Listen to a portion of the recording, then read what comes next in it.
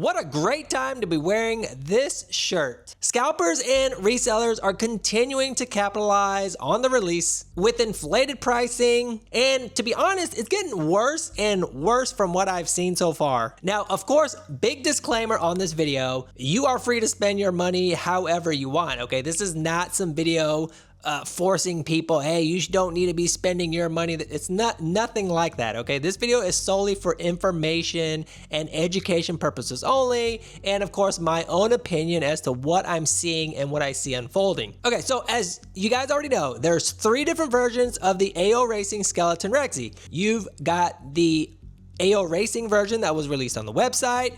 You've got the global version that was released with a different art card, and it was part of the blister, and it also had the overseas release, which was, I guess, technically the non-blister version, which they do it like that over there. And then last but not least, you've got the Peterson Museum version. So there's 4 there, but technically there's only 3. Now, the irony between all of these 3 models is that they're exactly the same thing.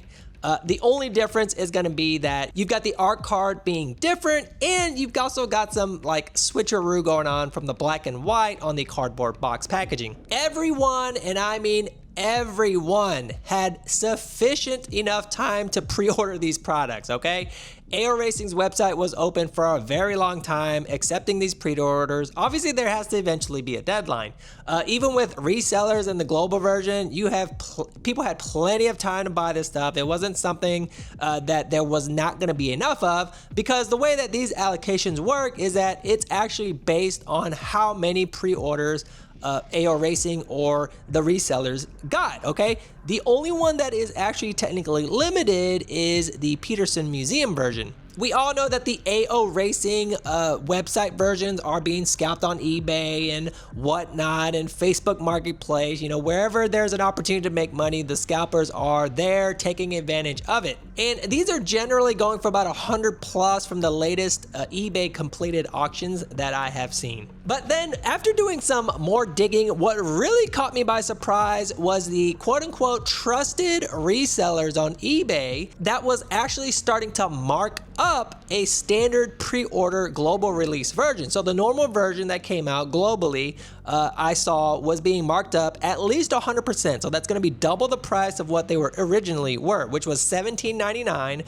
So you're finding these now anywhere up to $32, $35-ish, and then you've got to add shipping from that. This was actually an open pre-order, and I don't know how much they've had in stock. Did they gradually raise that price over time? You know, did they keep a box to themselves, you know, some cases, and then eventually when it released, did they like mark it up double and try to sell it like that? I'm not too sure what's going on, but just looking at it from far away, it just did not seem right. Because again, it's not like this was something that you could not get enough of, right?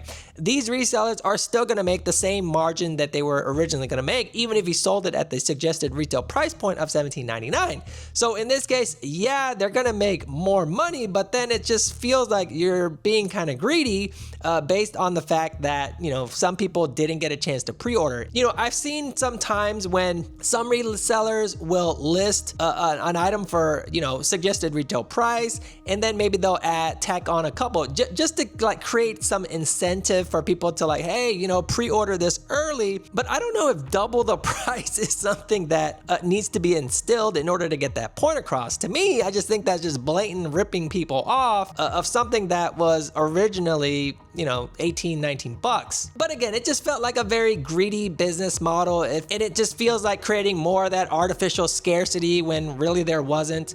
And don't get me wrong, some of these eBay sellers, you know, they only have like a handful, 2 handfuls left, but I don't know how long they've been selling it for that price, which is kind of crazy. But there are some resellers that have over 400 pieces of these things too, selling at that price point. Even on my website, I do the, you know, introductory pre-order price at a certain price point that the manufacturer tells us to do it at. And then after a while, I will increase the price on mine too, but I'm only increasing it like a couple of bucks, right? I'm not doing it to break anyone's bank or make them feel crappy about not pre-ordering the product. It's literally just a couple of bucks on top. Although I am sold out and the Skeleton Rex units have finally arrived to my inventory and I'll be shipping those out as soon as possible, I do have to give it to places like My Guy Collectibles, which again, I haven't done the full research on their website. I don't know what else they're selling. This was just a Facebook post that I saw recently.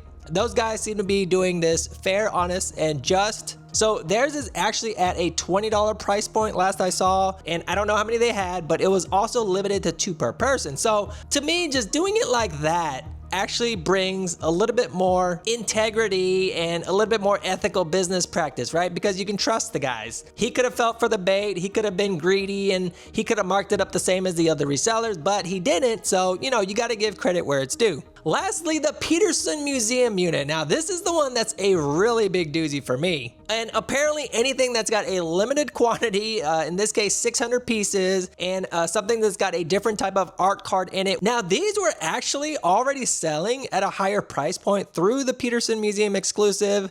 You can't buy it online or anything. You have to go to the museum itself, but these were already at a $35 price point. So substantially higher from the regular one. I'm not sure why, because guys, you have to understand, this is the same exact diecast, okay? Nothing changed on the diecast. The cardboard box is exactly the same from the global release version, if I'm not mistaken. The blister is obviously the same. You printed 600 extra ones with a different art card, which you just changed the design and you hit print on the machine. I'm not sure if that warrants a double price increase because you've already got the tooling for it and everything, right? I mean, this is just extra. But, you know, again, this is a museum, so kudos to them. I'm not knocking the museum or anything like that. As an AO racing collector, this might make sense. As a scalper, it definitely makes sense because these are selling for over $500. Even on some people in the Facebook groups are asking $500 for it. And it looks like to me, most of the comment section are telling these people to go pound sand because it's just ridiculous that somebody would want to charge that much for it. Now, but on eBay, there are some sold completed items at that price point, which is just mind-boggling and amazing at the same time. And I'm not sure if there was a limit put on these. I mean, I want to think so, but there were some auctions where there's people that have multiple numbers of these, which doesn't make any sense. If they're not coming for Pokemon cards, if they're not coming from shoelace like Swatch watches, they're going to be coming for our diecast products next. But at the end of the day, good for the museum, but horrible that it's going to scalpers. But let me know what you guys think. The skeleton racing thing is continuing to be a big buzz. I mean, there's some people that's even challenging people that are collecting AO racing products. They might not even be true fans, but you know, just in it to win it and make a quick buck. Let me know down in the comments, and I'll see you guys in the next video.